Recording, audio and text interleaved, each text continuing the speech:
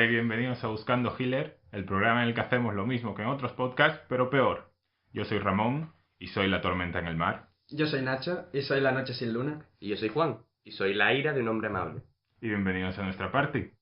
Hoy nos sentimos filosóficos y poéticos porque vamos a hablar Poeta no, poeta eso es horrible. Músicos, nos sentimos músicos. Nos sentimos músicos porque tenemos alma, a fin de cuentas.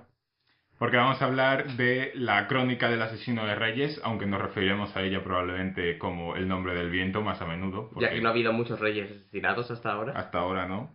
Por supuesto vamos a hablar de ambos libros, El nombre del viento y El temor de un hombre sabio, por Patrick Rothfuss. Pero son al fin de cuentas dos partes de una misma historia y no se diferencian tanto como sus propios libros. Así que vamos a hablar de ellos en conjunto principalmente. Bueno, estos dos libros, primero queremos contar un poco por qué son tan buenos y por qué hemos decidido hablar de ellos sin entrar mucho en spoilers, y luego ya haremos un corte y entraremos en spoilers. Básicamente estos dos libros son obras de arte, son joyas en forma de palabras, mientras que con Harry Potter os recomendábamos que eran libros muy buenos para empezar a la lectura. Estos sin embargo no son tan fáciles para empezar, están cargados de muchas metáforas, aliteraciones y otras figuras que quizás no son tan fáciles de pillar para alguien más novato a la lectura. Pero sin embargo, cuando tienes un poco más de nivel de lectura y los lees, son geniales. Definitivamente es un libro que no es como, al menos en mi parte, no es un bestseller que yo había visto así antes. Es más, se parece incluso más a casi un clásico en muchas cosas. Y yo me acuerdo que cuando lo vi, lo había visto que de mis amigos se lo habían leído tal, lo vi en una tienda, lo abrí y la primera página se me impresionó muchísimo. Entonces, nada, decidí comprármelo. Y es verdad que no, hasta más adelante no me lo leí, pero increíble que un libro te capte así, nada más empezar. Desde luego, como libro, está claramente un paso por encima de la mayoría de novelas de jóvenes adultos, digamos, tus Juegos del Hambre y tus... Sí. No está escrito en tercera persona del presente. No, primera persona del presente, los Juegos del Hambre, no lo aguanto. Pero estaba... Ni en segunda persona. Calla la boca. Como historia y sobre todo por cómo está escrito, está por encima de esa clase de libros, sin llegar a ese nivel de coñazo que son, lo siento, tengo que decirlo, El Señor de los Anillos es un ladrillo.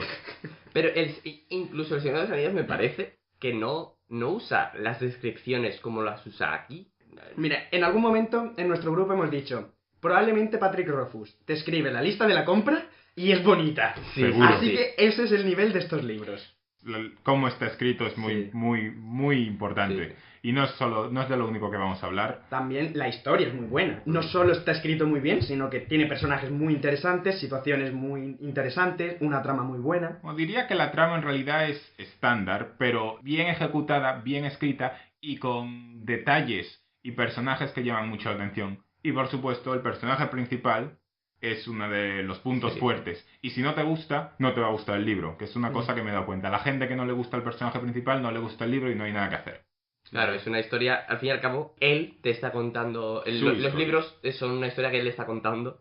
Por tanto, todo lo que él ve se plasma en el libro y es imposible escapar, digamos, del personaje. Pero también es un libro que trata sobre más cosas. Trata sobre la música, trata sobre el arte de contar historias. Sí, es una historia sobre historias. Sí. Esto se debe en gran parte... Por cierto, no sé si lo hemos dicho, pero esto es un libro de fantasía. Por eso lo hemos comparado con El Señor de los Anillos y otras obras. Ninguno de nosotros es un gran experto en fantasía. Todos hemos leído lo básico, yo creo. Sí, Eragon, El Señor de los Anillos... Memorias de Idún. Bueno, Memorias de Idún es famoso en España, pero en realidad su nivel es más parecido al de los Juegos del Hambre, yo creo. Pero ninguno hemos leído Crónicas de la Dragonlance. Yo he leído uno. Yo he leído un par de Dragonlance. Bueno, sí, pero que no te has puesto a leer Crónicas de la Dragonlance porque te puedes morir de asco. Pero se ha leído todos los de Trito Urden, ¿sabes? Eso sí, eso me los he leído ¿Los de todos. quién? De Reinos Olvidados. Ah, yo no los he leído. De eso sí me los he leído todos. Y te digo que este libro tiene algo, porque su fantasía es una fantasía muy leve. Es una fantasía como... Podemos compararlo un poco con Juego de Tronos, en que al principio era algo medieval, hasta que empezaron a salir zombies. Es verdad, también hemos leído Juego de Tronos. Pues esto, tú lo vas leyendo y al principio... Canción de Hielo y Fuego, perdón. Y al principio te va pareciendo todo muy normalito, hasta que y mete la magia de unas formas muy sutiles, con lo cual está muy bien. Sí, en ningún momento te parece que la magia arruine o de alguna manera haga que pienses del mundo de una manera totalmente diferente, como pasa con muchos otros libros. Es más eso, es muy Juego de Tronos, porque en Juego de Tronos a mí me pasó eso, que nunca hay un momento en el que yo diga, esto se resuelve con magia y ya está. Que hubo un par de momentos en los que sí se resolvieron cosas con magia. Sobre todo en la serie. Sí. Te estoy mirando a ti, que tuviste un hijo de sombras Es cierto. para matar a... Yo estaba indignado con eso. Pero en general, la magia no es algo que en este libro, magia barra fantasía, no es algo con lo que resuelvan todos los problemas y todos los problemas vengan de ella, sino que... Es cierto. Es más, este libro, el protagonista, una de las cosas que le caracteriza es que muchos de los problemas los resuelve con ingenio y muchos problemas no los resuelve. Muchos de los problemas los causa él. Sí. Casi todos los problemas, Es lo excepto que... el obvio grande, los causa él. Bueno. Es el protagonista en este libro, como ya comentamos en otro podcast, no es un elegido, no es el elegido para la gloria, para salvar el mundo, para tal. Es un chaval al que le pasan cosas y tiene que enfrentarse a ellas, y muchas veces es una cosa, la caga muchísimo y el pobre se mete en situaciones que no buscaba. Sí, me gustan los libros que hacen esto. Se me ocurre otro, no sé si os he hablado de él alguna vez. No, Ramón, últimamente no nos hablas de él. He venido aquí a disculparme públicamente.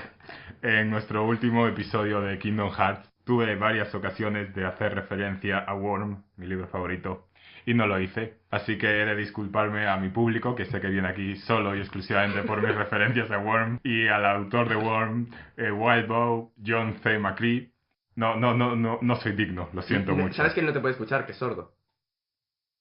Está haciendo gestos con las manos. Vergüenza sobre tu vaca, Ramón.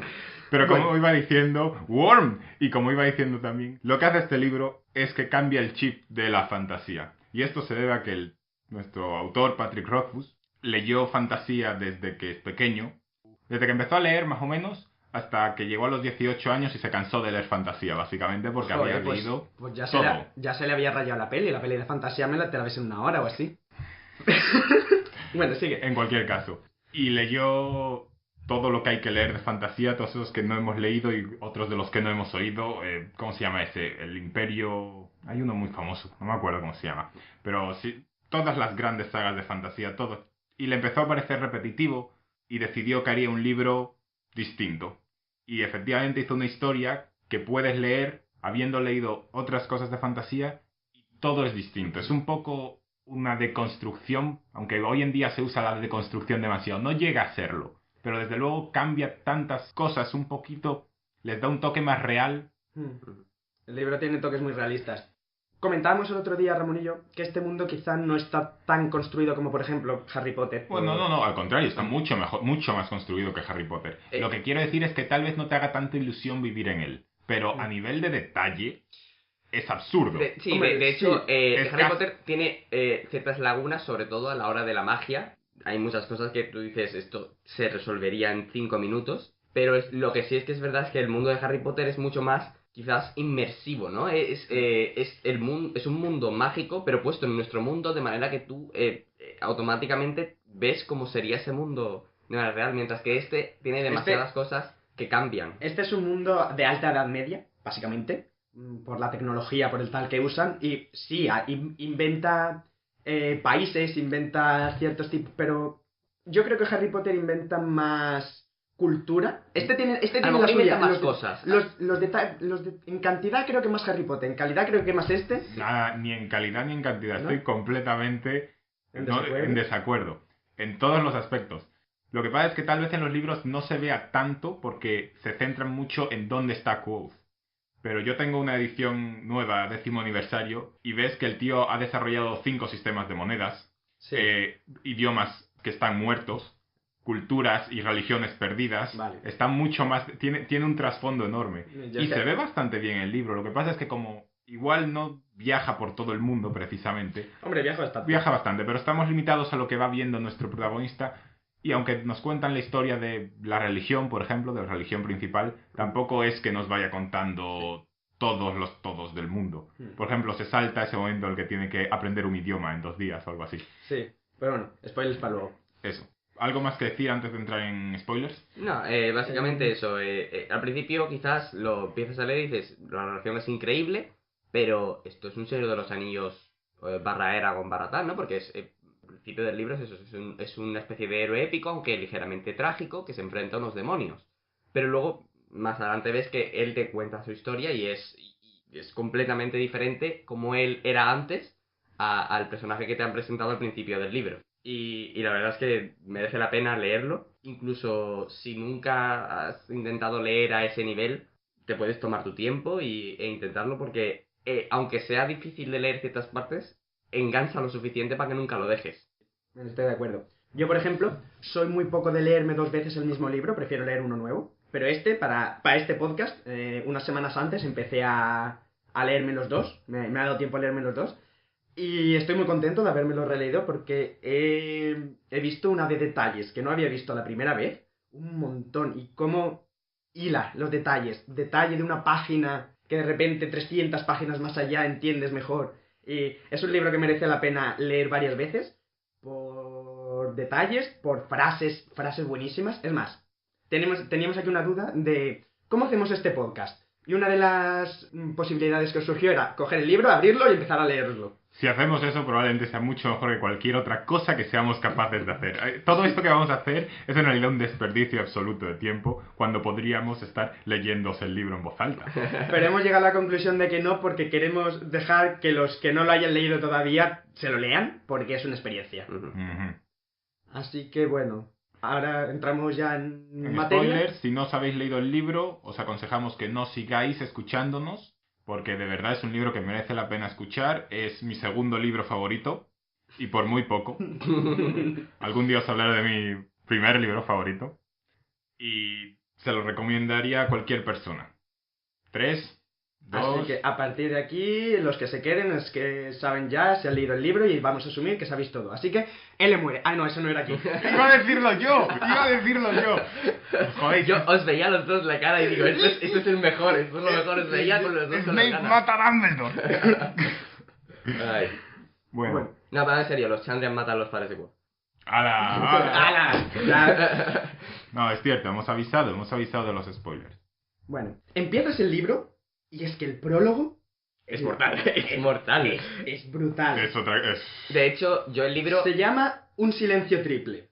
No podemos leeroslo entero, yo creo, pero bueno, Es un señor prólogo, son 2 páginas enteras. Quizá las dos últimas estrofas. A mí hay una frase que me encanta cuando... Leo el último ¿Estrofas? silencio. Uy. En realidad es una canción, pero el editor dijo, vamos a poner todo el libro podría ser perfectamente una canción. ¿Sabéis que os lo voy a leer entero y si tengo que cortarlo en post, lo corto? Volvía a ser de noche. En la posada Roca de Guía reinaba el silencio, un silencio triple. El silencio más obvio era una calma hueca y resonante, constituida por las cosas que faltaban. Si hubiera soplado el viento, éste habría suspirado entre las ramas, habría hecho chirriar el letrero de la posada en sus ganchos y habría arrastrado el silencio calle abajo como arrastra las hojas caídas en otoño. Si hubiera habido gente en la posada, aunque solo fuera un puñado de clientes, ellos habrían llenado el silencio con su conversación y sus risas, y con el barullo y el tintineo propios de una taberna a altas horas de la noche. Si hubiera habido música. Pero no, claro que no había música. De hecho, no había ninguna de estas cosas, y por eso persistía el silencio. En la posada Roca de Guía, un par de hombres, apiñados en el extremo de la barra, bebían con tranquila determinación, evitando las discusiones serias sobre noticias perturbadoras. Su presencia añadía otro silencio, pequeño y sombrío, al otro silencio, hueco y mayor. Era una especie de aleación, un contrapunto. El tercer silencio no era fácil reconocerlo. Si pasabas una hora escuchando, quizá empezaras a notarlo en el suelo de madera y en los vastos y astillados barriles que había detrás de la barra. Estaba en el peso de la chimenea de piedra negra, que conservaba el calor de un fuego que ya llevaba mucho rato apagado. Estaba en el lento ir y venir de un trapo de hilo blanco que frotaba el veteado de la barra. Y estaba en las manos del hombre allí de pie, sacándole brillo a una superficie de caoba que ya brillaba bajo la luz de la lámpara. El hombre tenía el pelo rojo como el fuego. Sus ojos eran oscuros y distantes, y se movía con la sutil certeza de quienes saben muchas cosas. La posada roca de guía era suya, y también era suyo el tercer silencio. Así debía ser, pues ese era el mayor de los 3 silencios, y envolvía a los otros 2. Era profundo y ancho, como el final del otoño. Era grande y pesado, como una gran roca alisada por la erosión de las aguas de un río. Era un sonido paciente e impasible, como el de las flores cortadas. El silencio de un hombre que espera la muerte. Joder, qué bueno es. No sé qué voy a hacer con esto, no sé si lo voy a cortar, no sé si os lo voy a poner entero, no sé qué acabáis de escuchar. Pero ¿por qué no seguimos leyendo y nos dejamos de tonterías?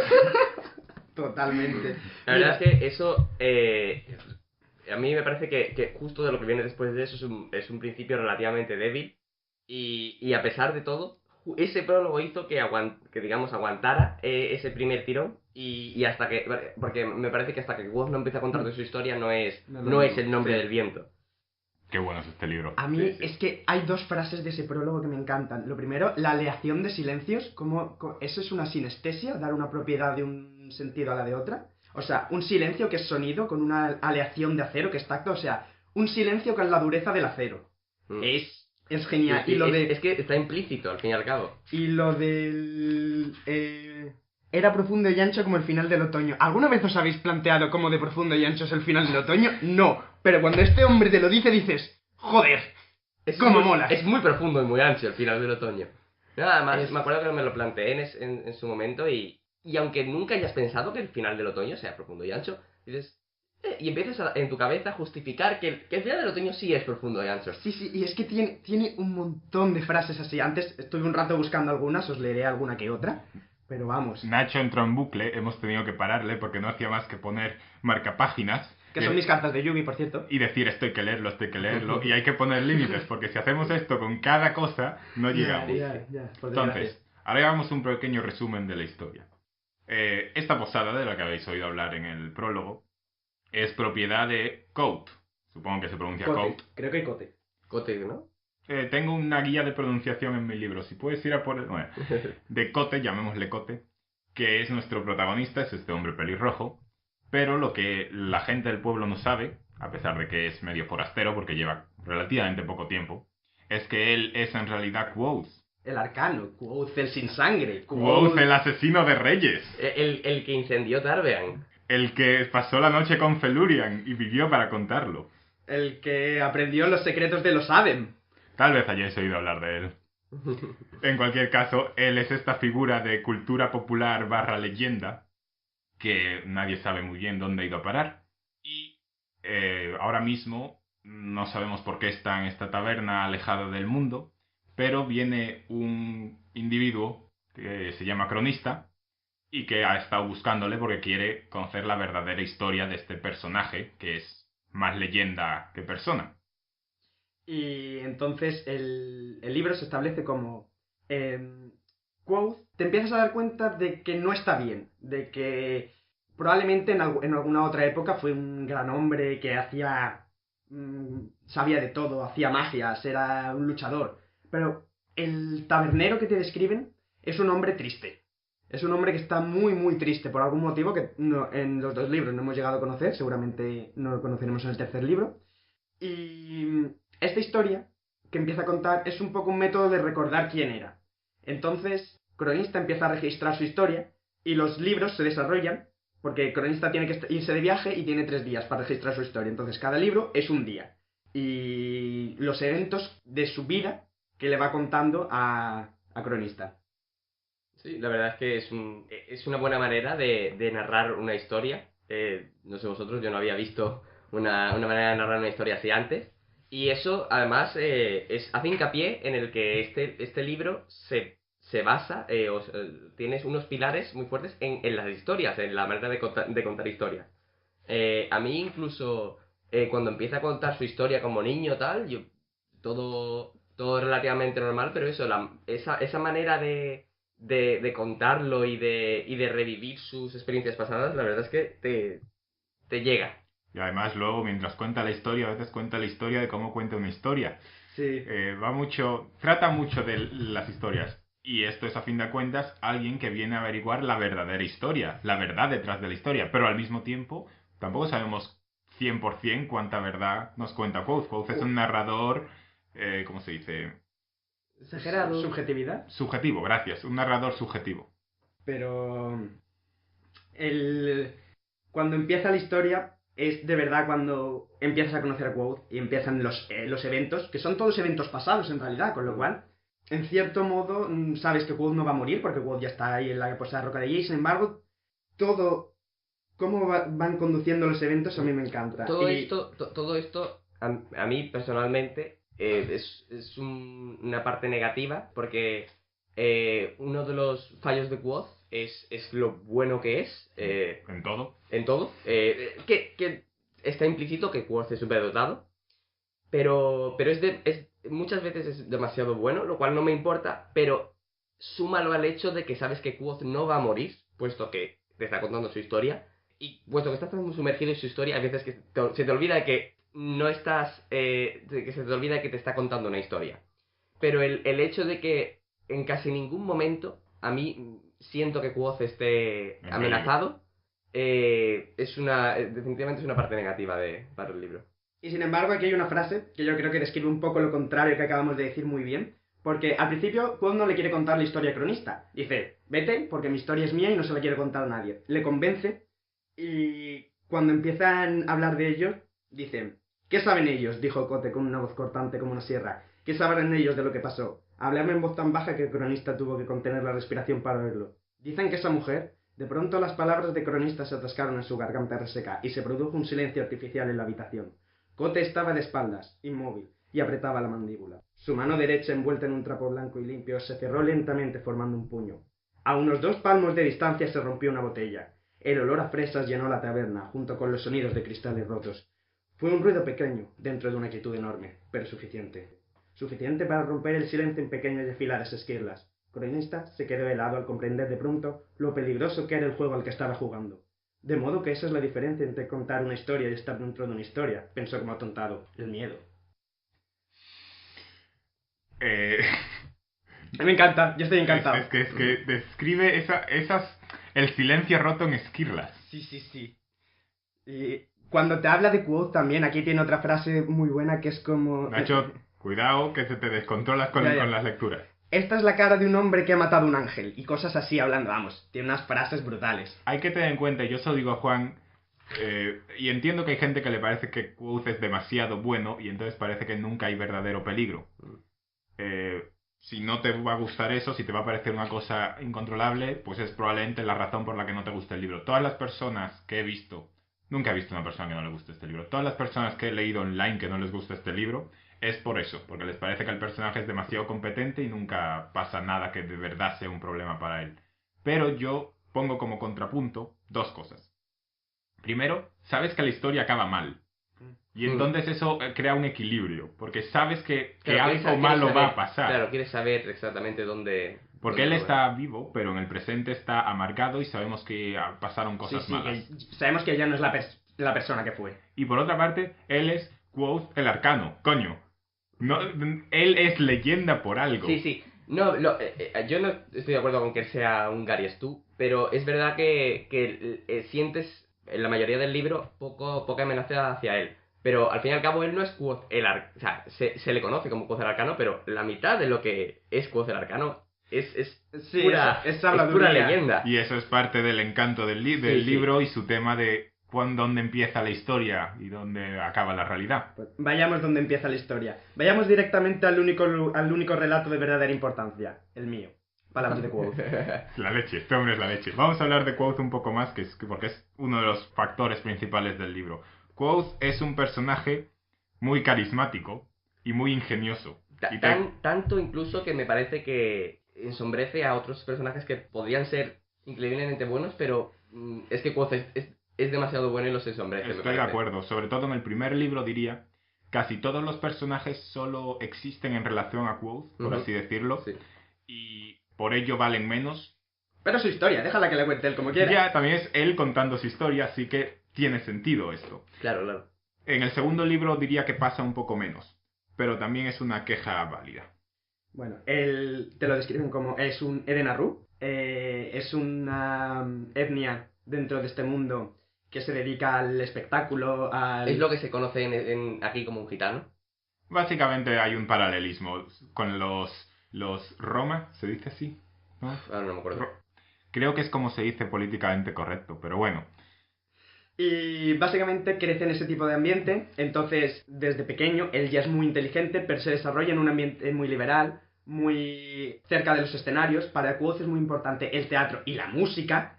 La música en este libro es un tema recurrente y muy importante, ya llegaremos a quiero hablar por laúd. Quiero hablar solo de la música, luego un trocito. Y eso lo convierte en un niño muy inteligente, muy avispado, muy preguntón. Y de momento, al principio, el principio es muy bonito, porque al principio te parece que la vida le sonríe, le va a ir bien, tiene todas las posibilidades, conoce a un arcanista, que son gente instruida en la universidad, y empieza a estudiar un poco con él. Es la primera vez que oye llamar el viento, y esa también es otra obsesión que va a tener el resto de su vida, el viento.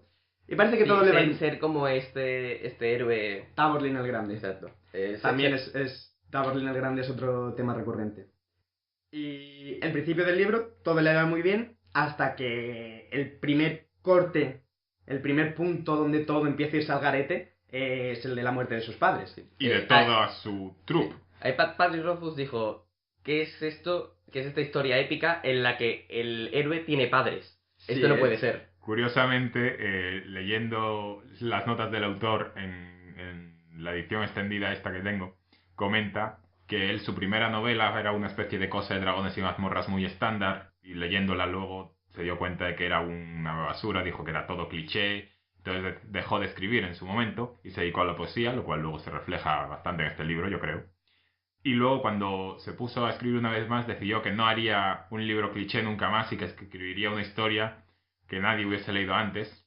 Y años más tarde se hizo famoso por su historia sobre un huérfano que va a un colegio de magia. ¿Qué es lo que pasa aquí? Pasa a ser un huérfano, aunque no va inmediatamente a un colegio de magia. No, ¿ves? Y esto es una cosa que quería comentarte.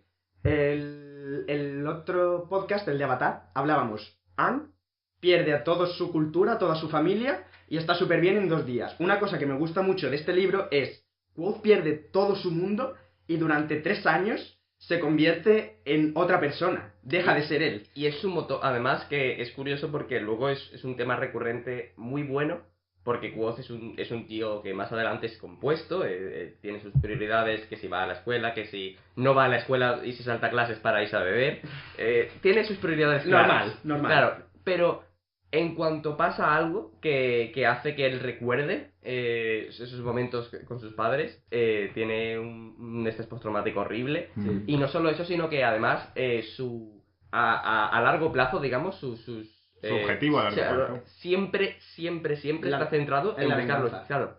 Porque lo que ha pasado es que sus padres y toda su familia han sido asesinadas por los Chandrian, que son estas figuras mitológicas.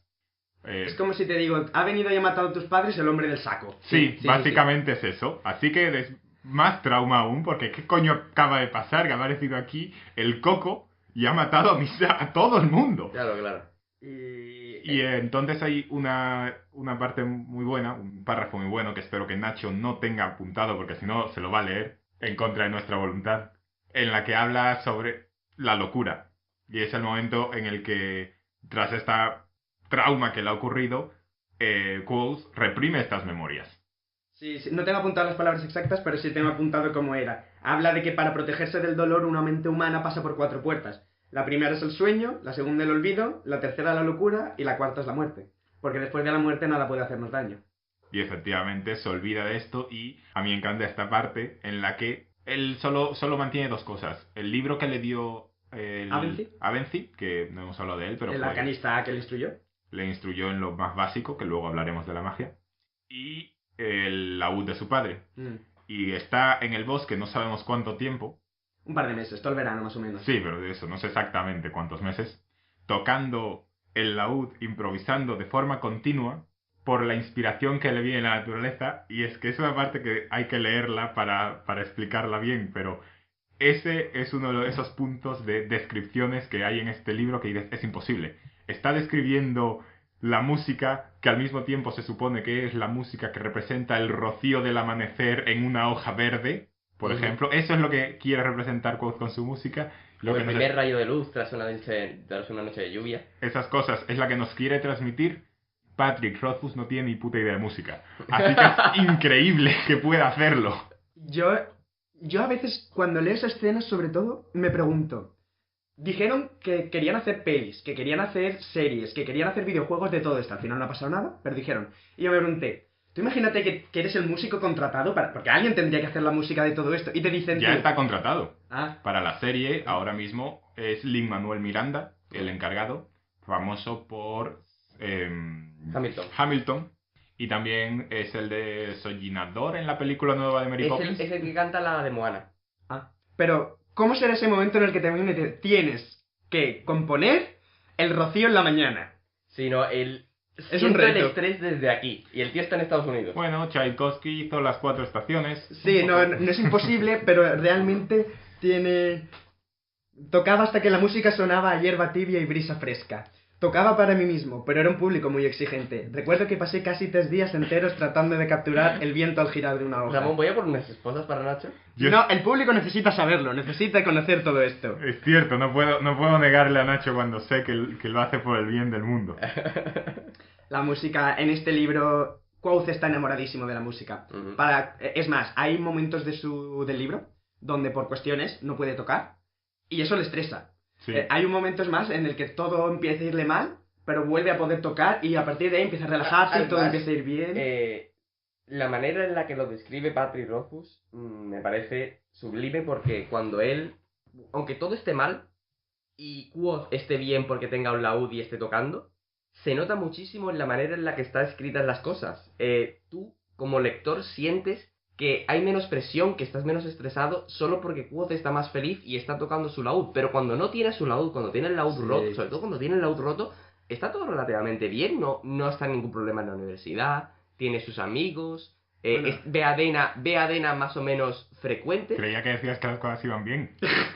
Sí, pero no tiene su laúd y notas ese estrés, es como si todo estuviera mal, aunque Sí. objetivamente no está todo mal. El estrés te lo transmite muy bien. Y yo sobre todo, otro tópico muy importante que quiero pasar y que te transmite el dinero. Dios mío, el dinero. Sí. Esto es otra parte muy interesante de este libro. Te hace sentir, dices tú, no voy a volver a gastar 1 euro en mi vida. Tengo que ahorrar. ¿Cómo voy a comprarme zapatos? No voy a poder comer. Es una cosa que nunca se suele ver en otros libros, me da la impresión. Harry Potter es inmediatamente multimillonario. Sí. No sé si tienen problemas de dinero en El Señor de los Anillos, no sé. En este, un poco como hace Juego de Tronos, rellena los huecos que no suelen rellenarse bien en otros libros, como un poco el sexo, aunque mucho menos que Juego de Tronos, claro, la religión, esas cosas, y sobre todo, una cosa que no ha hecho otro libro tanto, yo creo, el dinero. Quoth está continuamente ahorrando para sobrevivir, que es lo que pasa cuando eres un huérfano que no ha salido. Se pasó 3 años viviendo en las calles, es pobre. Y está pagando por la universidad, porque va a la universidad a aprender magia y ciencia, que no es magia, es otra forma Es termodinámica mágica. Es termodinámica mágica. Y entonces tiene ese arañar de conseguir dinero. Pero he escuchado a gente que se queja porque dice, no, pero luego siempre consigue el dinero. Luego no, es otra de esas cosas que siempre le sale bien. Siempre consigue el dinero. Yo digo, sí que lo suele conseguir. Igual lo consigue siempre incluso, pero diría que no siempre le sale bien. Porque el objetivo de la vez que estoy pensando, que ahora mismo no recuerdo exactamente los detalles de la situación, era que quería conseguir, por ejemplo, 8 iotas, digamos 8 iotas. No sabía muy bien cómo conseguirlo y lo primero que hizo fue ir a Debbie, que es una... Renovera. ¿Renovera es la palabra que usan? Sí. Que básicamente es una prestamista. Sí. Y para... Pero una prestamista un poco fuera de la ley. Un poco fuera de la ley. Y para la clase de dinero que él quiere, que tampoco es que sea una suma enorme, pero como no tiene nada para avalarlo, ella le pide su sangre, que para cosas mágicas puede ser chungo. Y básicamente te hacen vudú. Sí. Y... Aléjate del vudú. Si otra persona tiene tu sangre, estás a merced de esa persona. A no ser que... No, ahora no se me ocurre ninguna manera en la a no ser que tengas un escudo mágico. Un gram. Eso. Un gram. Sí. Eso, lo que he dicho, un escudo mágico. Entonces, al final creo que se gasta el dinero en el laúd. ¿Es esa Sí, un poco. Al final dice, no voy a conseguir las 6 iotas que me faltan, vaya. Y entonces ven un escaparate, un laúd y dice, Sí. Comer, universidad, laúd. Y a pesar de que sigue con el problema del dinero, rápidamente coge, compra el laúd y ya, todo va bien. Exacto. El tono del libro cambia sutilmente y tú lo notas. Y lo porque que eso- hace es, al final, ir a la prestamista y darle su sangre. Entonces yo diría que ahí no ha sido un éxito. No. El objetivo era no tener que estar ahí a merced de Debbie, Y- que por otra parte es un personaje que me gusta y no creo que vaya a hacer nada chungo con la sangre. Ujú. Pero Quoth por laúd, OTP. La OTP. mejor pareja Sí, de sí, todo el sí. libro. Dena no tiene nada comparado con el laúd. antes de hablar del resto del shipping, hablemos de este OTP, la frase del laúd de Quoth. Esta es la parte que yo quería leer, que dice así: sí, mi laúd tenía defectos, pero ¿qué importa eso cuando se trata de asuntos del corazón? Amamos lo que amamos, la razón no entra en juego. En muchos aspectos, el amor más insensato es el amor más verdadero. Cualquiera puede amar algo por algún motivo. Eso es tan fácil como meterse un penique en el bolsillo. Pero amar algo a pesar de algo es otra cosa. Conocer los defectos y amarlos también. Eso es inusual, puro y perfecto. ¿OTP? Qué bonito. Muy qué bueno, bonito. muy bueno. Yo quiero que alguien me quiera como Quoth quiere su laúd. Sí. Y que luego te describa como...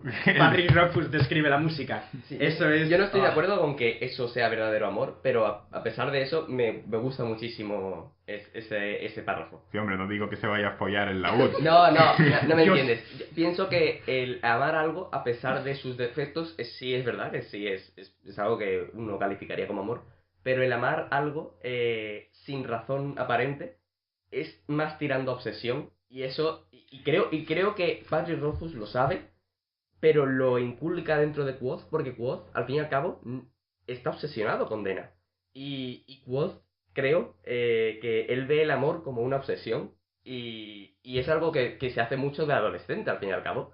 Eso, pero me parece que eso, que es muy consistente en la manera de escribir a... Es a cierto, Quoth. veo tu argumento sobre el amor.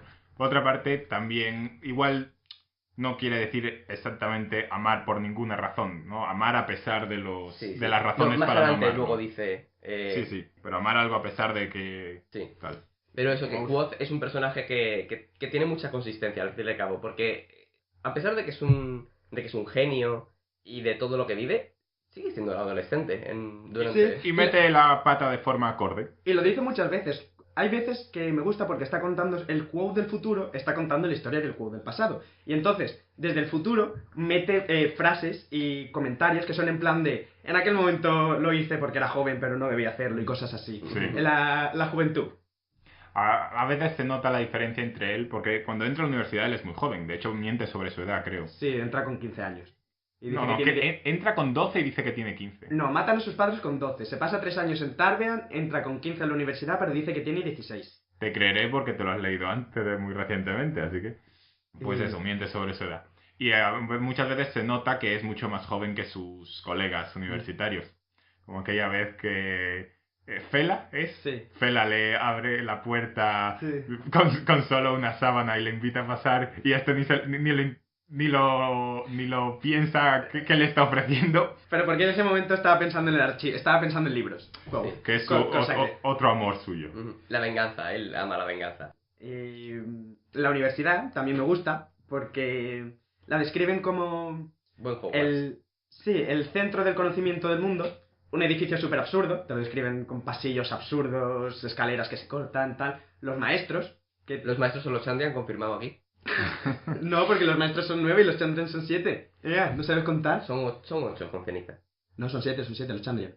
Lo especifican muchas veces. Pero Los son- Chandrian- Son 7, pero ceniza no son Chandri. No, Sí. son En todo caso, los Haliax no sé. son 7 y Lord Haliax. Ah, vale.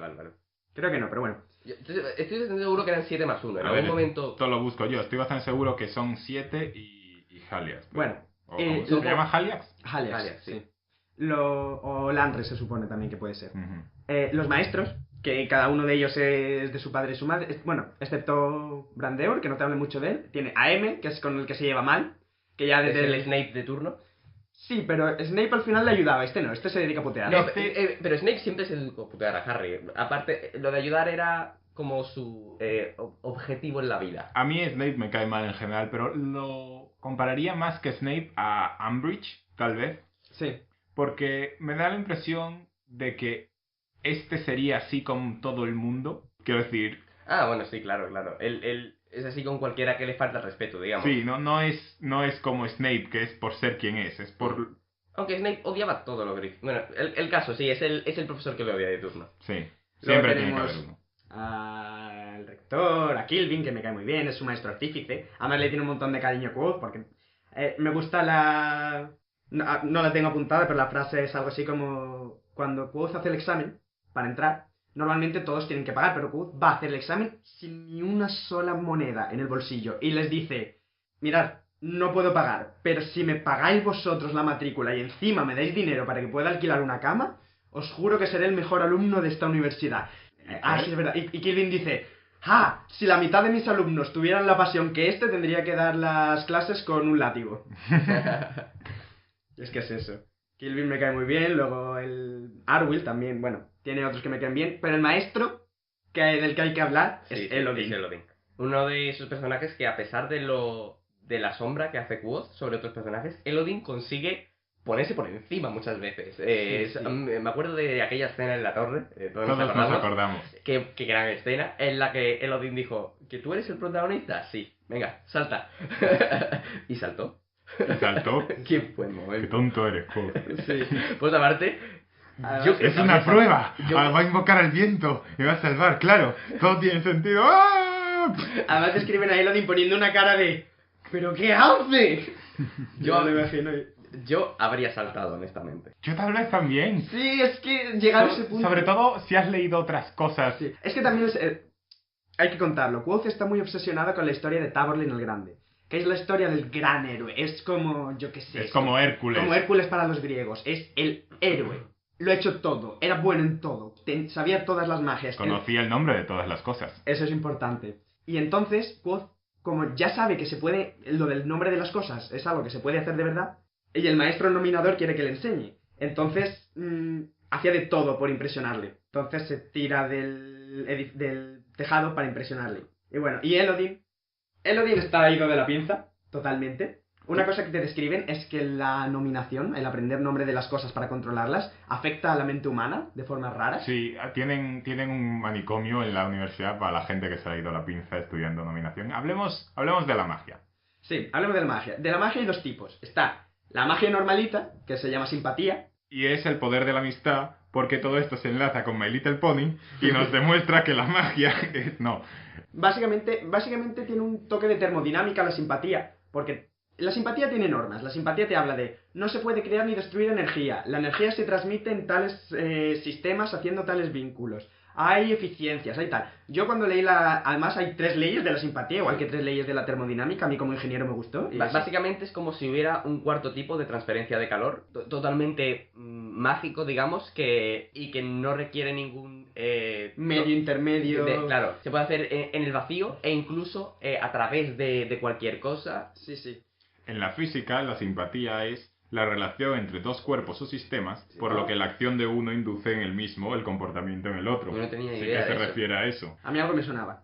Básicamente esto enlaza con el hecho de que Patrick Rothfuss ha estudiado muchas culturas. Es una persona que le gusta mucho la historia y las ciencias sociales y pasó 9 años en la universidad porque se dedicaba a coger cursos que le gustaban.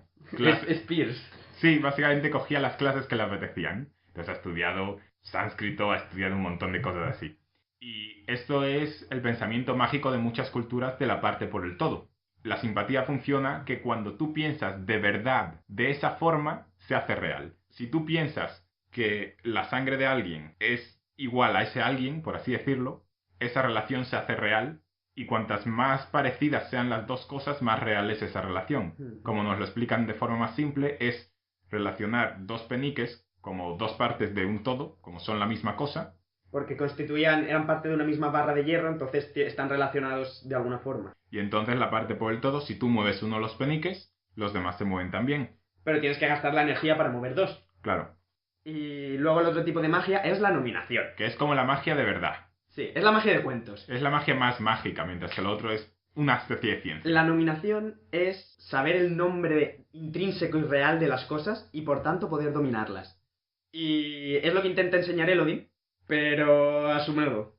Lo estamos explicando, pero la gente que esté escuchando esta parte del Sí, podcast ya sabe ver lo que es. Y... Pero es una buena contraposición de sistemas mágicos, me parece. Un sistema de magia claramente estructurada y limitada contra uno más místico y parecido a lo que puede ser la magia en El Señor de los Anillos, por ejemplo. Que no sabes hasta qué nivel puede hacer cosas.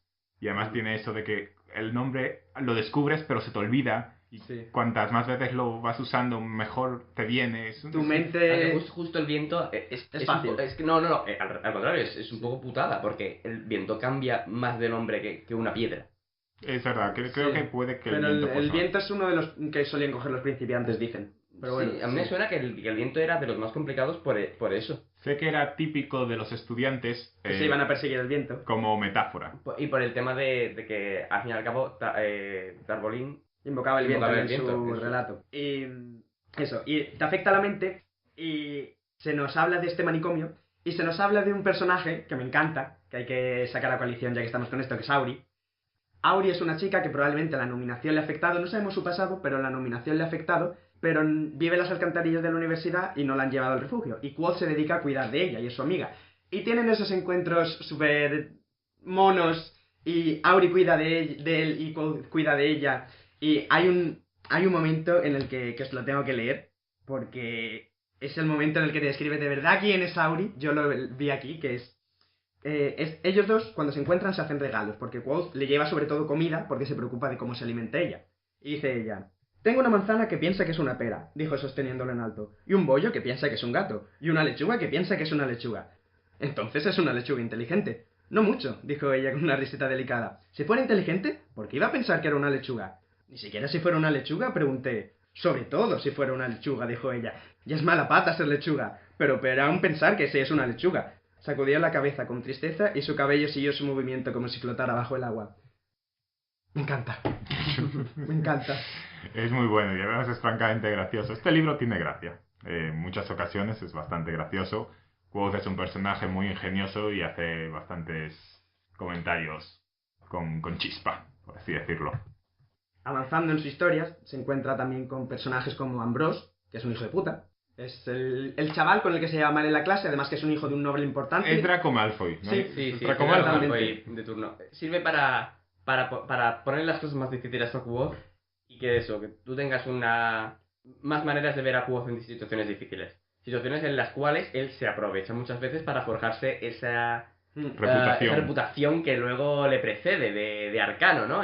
Cuando tienen que darle los latigazos y él se droga para no sangrar.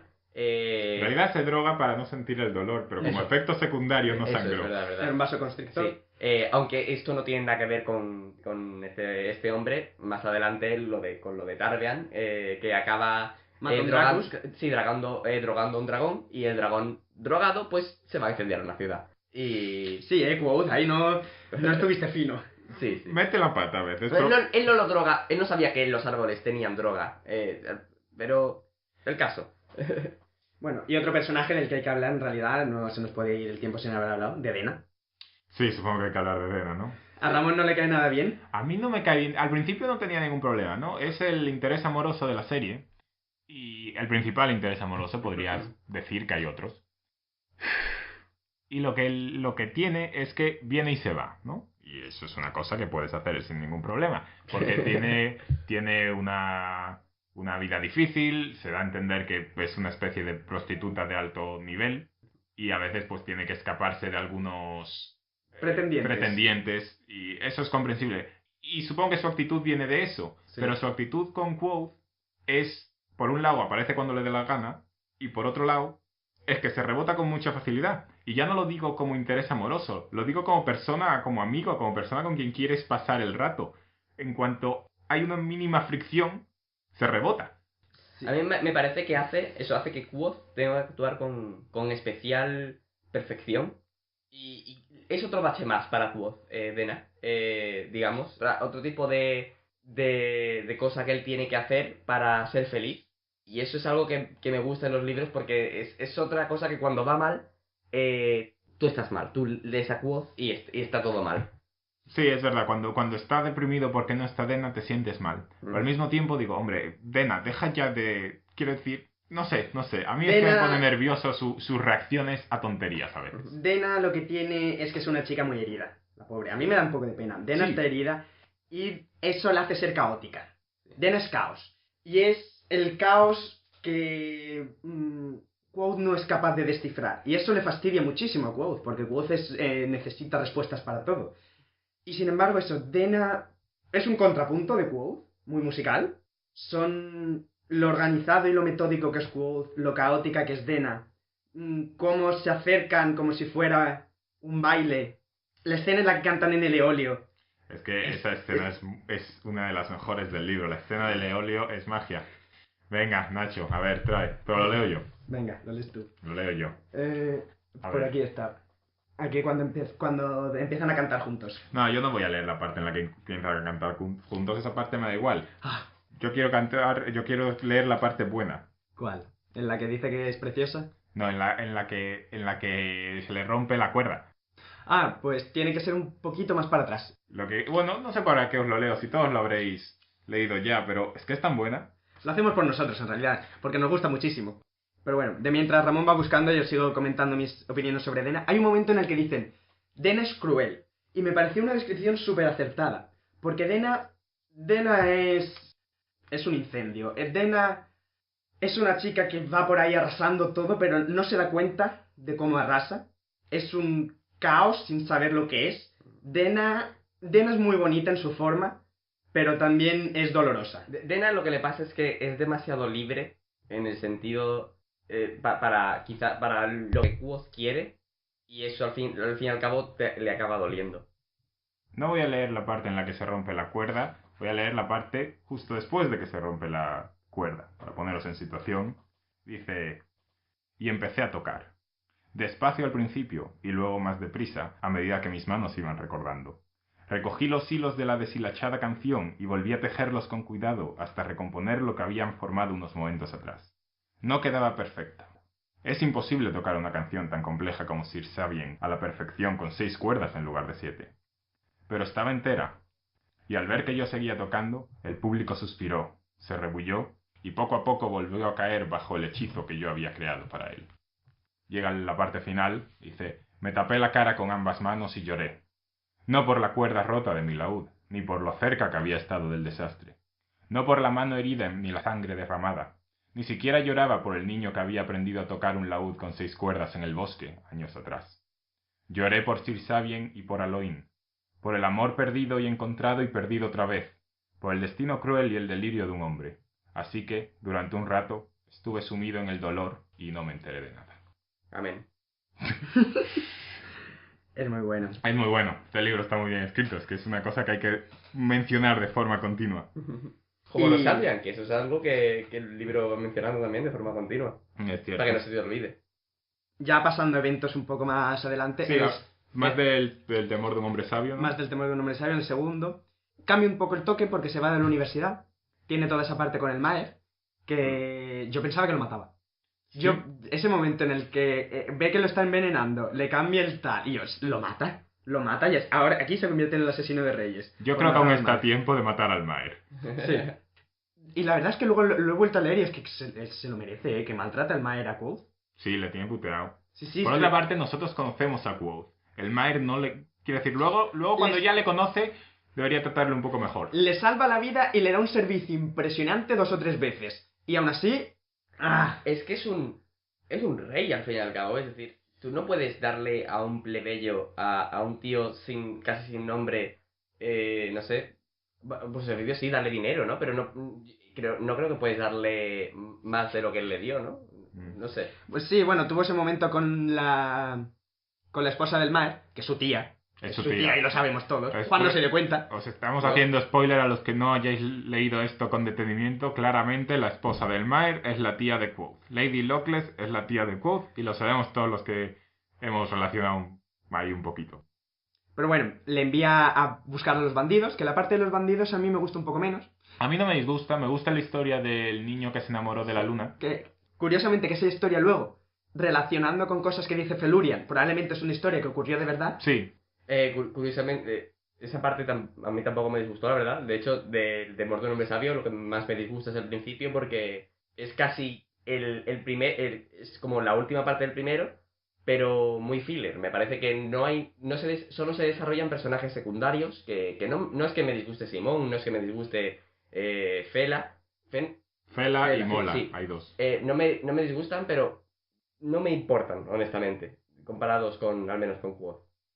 Bueno, pero se va con los mercenarios, que puede haber algunas partes un poco más lentas. Ahí conoce a Tempi, nuestro ninja. Ujú. Es un ninja. Sí, Y tiene esa parte en la que hace vudú extremo. sí.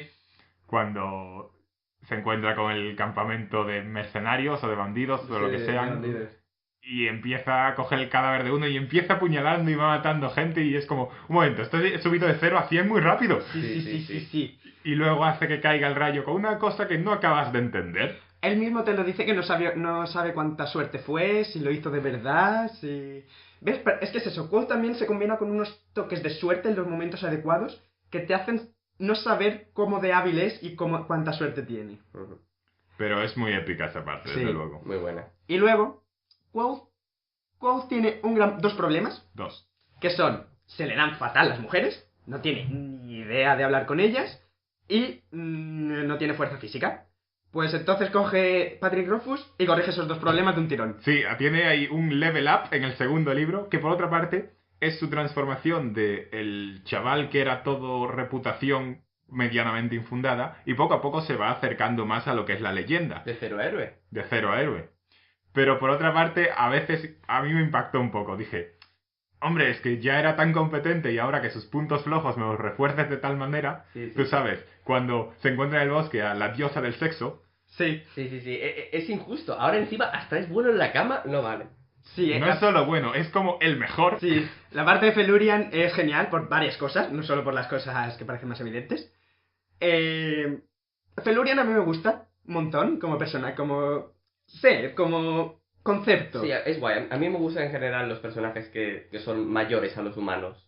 Y Felurian es básicamente, es un ser fata, que son otros seres que existen en este mundo, y ella existe solo para el sexo, básicamente. Se dedica, es una especie de sirena que trae humanos a su parte de fata y se los tira hasta la muerte. Muerte por Kiki. Muerte por Kiki. Totalmente. Se mueren muy contentos, Sí. pero se mueren. Quoth se encuentra con ella y consigue sobrevivir porque descubre el nombre de Felurian, tiene una batalla, le gana, la deja vivir y luego se gana su salida del mundo de Felurian a través del orgullo de Felurian, cogiendo una canción como rehén. Eso me encantó. Eso es muy bueno, la canción como Ren.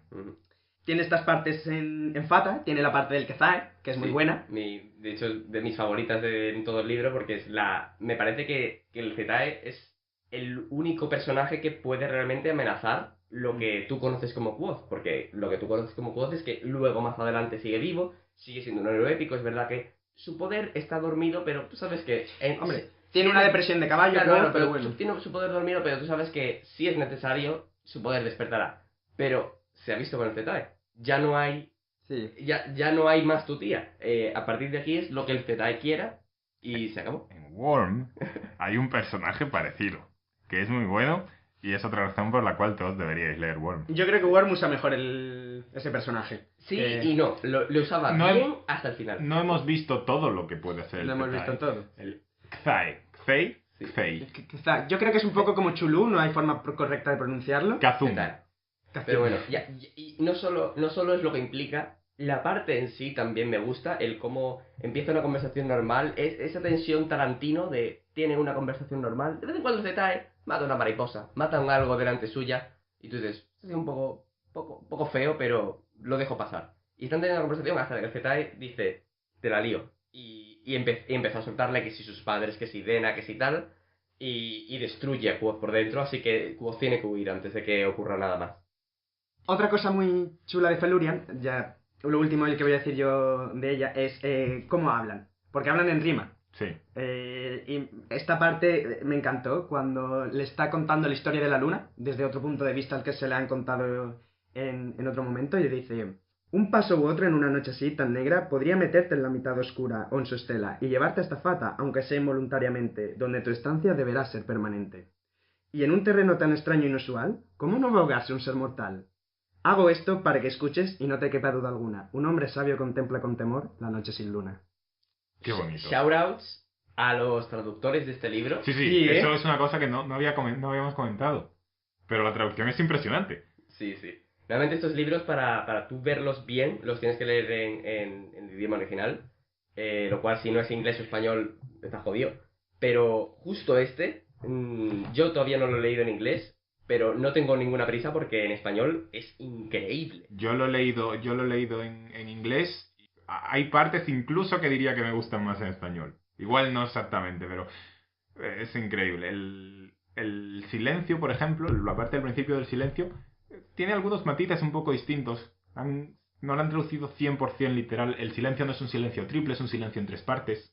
La parte del final habla del silencio como un sonido un poco distinto. No recuerdo ahora mismo las diferencias, pero claramente se han esforzado mucho por hacer la traducción que mantenga el espíritu perfectamente y la poesía. Fiel, claro, que sea fiel, pero aún así cambiar cosas de manera que siga quedando poético. Claro. Todo esto es porque al parecer Patrick Rothfuss está muy involucrado en la traducción. Tiene una especie de blog o chat con todos sus traductores para que contacten con él ante cualquier clase de duda. Sí, por si no os habéis dado cuenta, Patrick Rothfuss es ultra perfeccionista. Sí, lleva escribiendo el tercero un huevo de tiempo.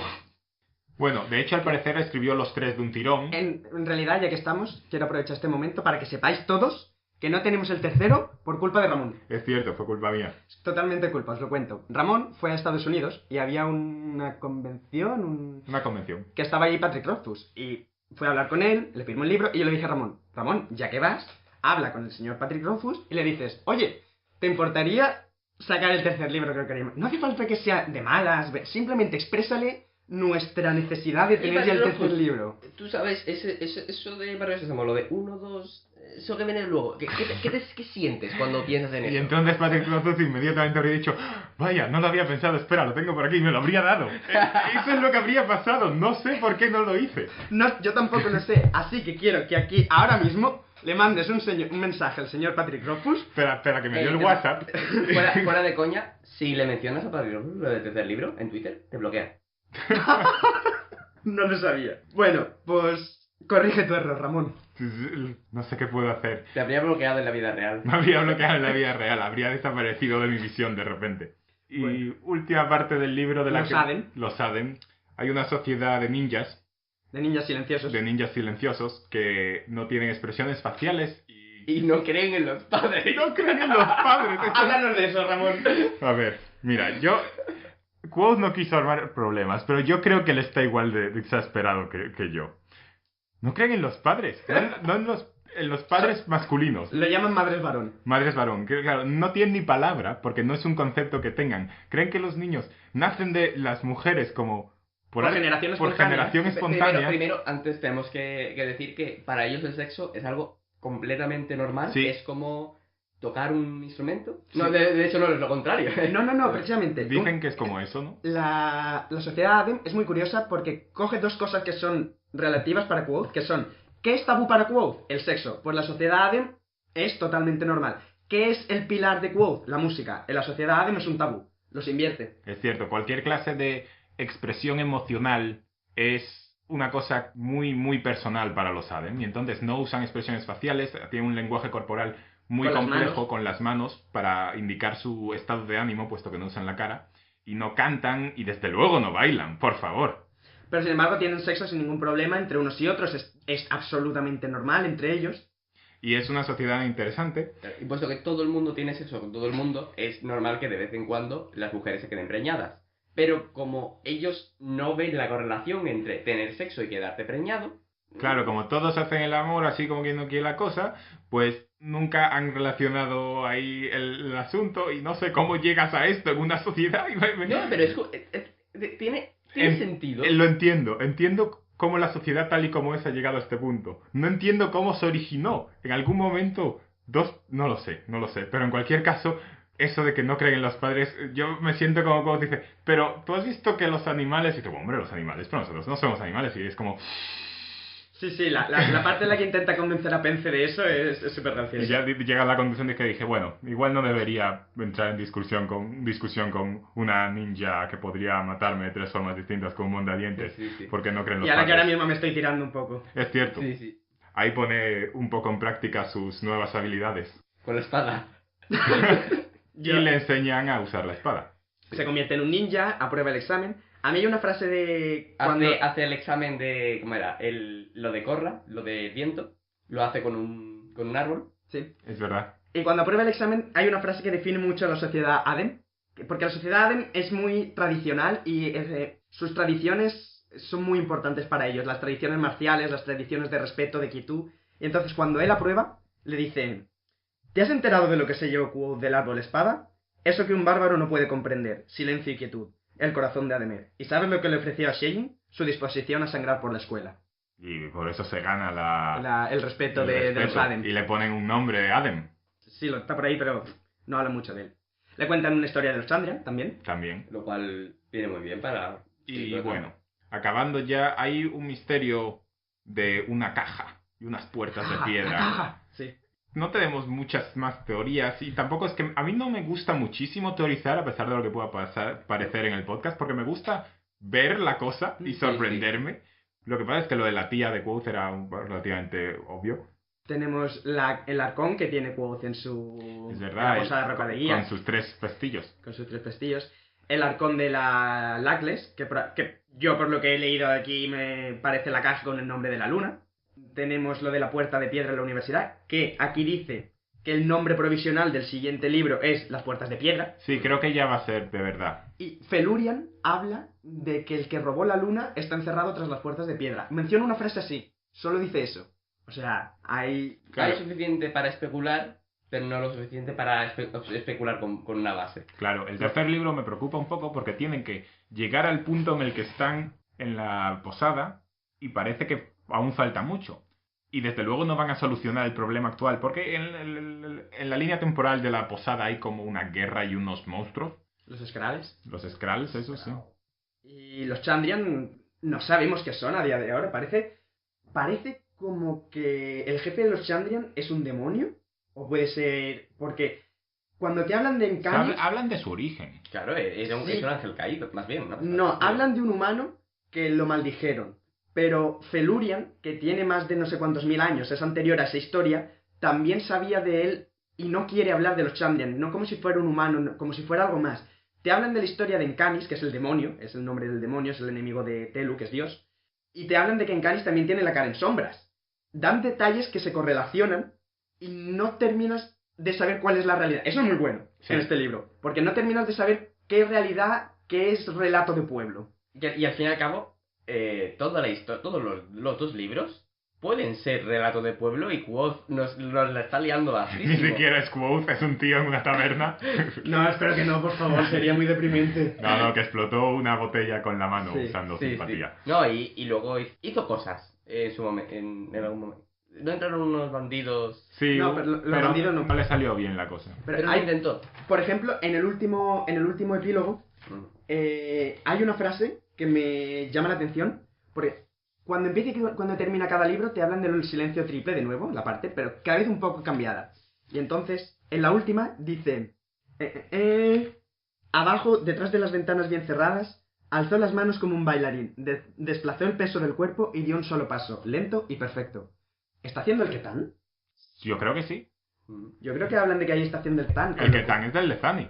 Es verdad, es del Lezani. No hemos hablado del Lezani. ¿Este podcast es del Lezani? Espero que sea del Lezani. Sí, sí. No podemos saberlo realmente. Hablar del Lezani es del Lezani, ¿no? Su Solo, madre sí que no es del Lezani. solo hablar con alguien que es del Lezani es del Lezani.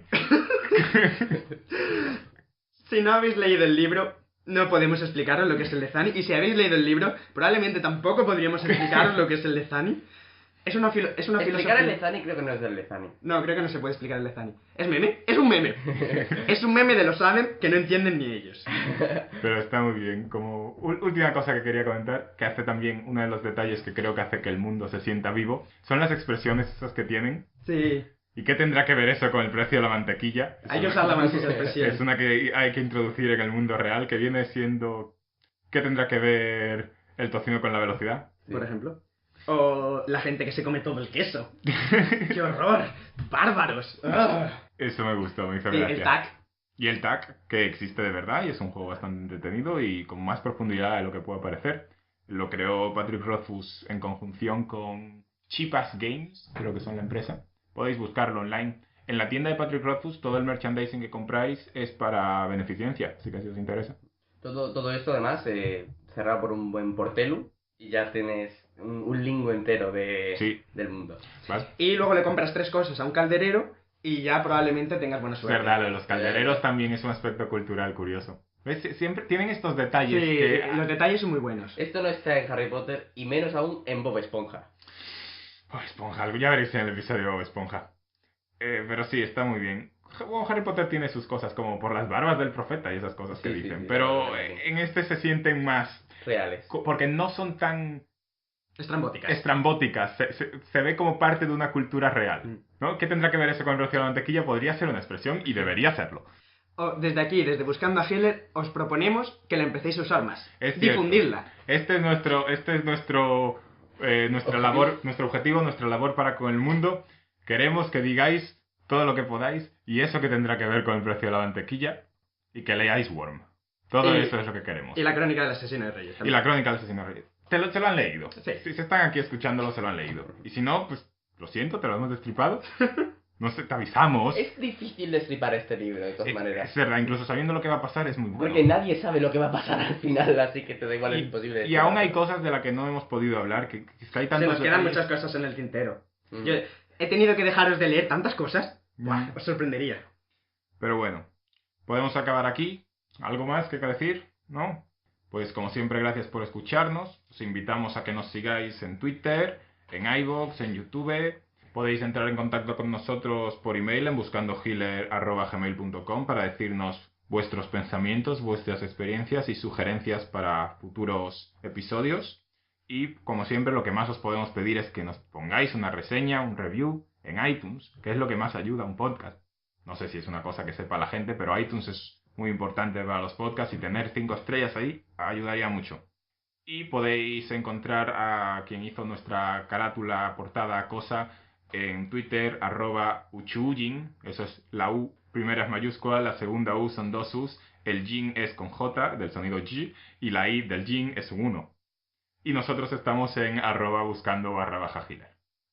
Y también acordaros que dentro de 2 semanas estaremos aquí para ser el mejor que habrá jamás y hablar... Y capturarlos a todos. De Digimon. ¡Ajá! No vamos a hablar de Pokémon. El de Digimon lo tenemos también preparado. Pero sí, vamos a hablar de Pokémon.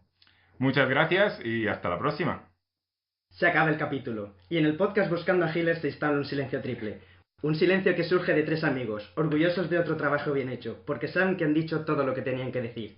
Es un silencio alegre, pero profundo, como la amistad que los une. Ellos se miran sabiendo que podrían romperlo diciendo de todo, pero comprenden que en realidad no les hace falta decirse nada. Es un sonido que saben que los acompañará toda la vida, el silencio de 3 amigos que esperan que este capítulo os haya gustado.